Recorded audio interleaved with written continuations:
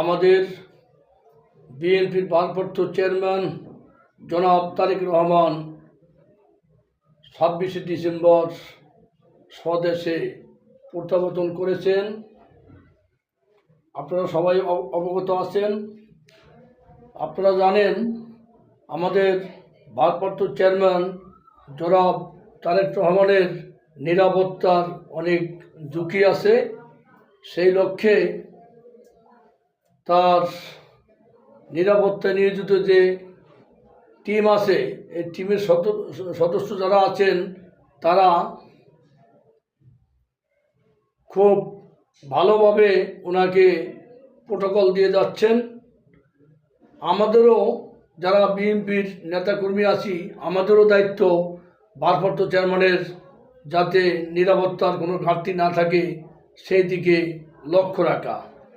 আমি গতকাল একটা জিনিস লক্ষ্য করেছি, ভারপ্রাপ্ত চেয়ারম্যান যখন গাড়ি থেকে নেমেছে তার পিতার কবর জিয়ারত করার জন্য আমাদের নেতাকর্মীরা হুমড়ি খেয়ে পড়েছেন তার কাছে যাওয়ার জন্য। এইভাবে যদি আমরা হুড়াহুড়ি পারাপারি করি তো কুচক্রী মহল তার সুযোগ নিয়ে আমাদের ভারপ্রাপ্ত চেয়ারম্যানের হয়তোবা কোনো ক্ষতি করতে পারে।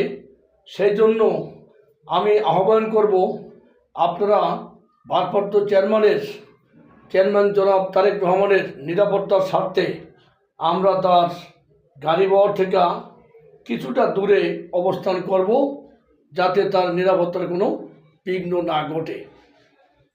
তো আল্লাহ না করুক আমাদের সাথে যারা মিছিল মিটিংয়ে যায়, প্রোগ্রামে যায়, তাদের ভিতরে আওয়ামী লীগের দোসর হয়তো দু একজন ঢুকে যেতে পারে।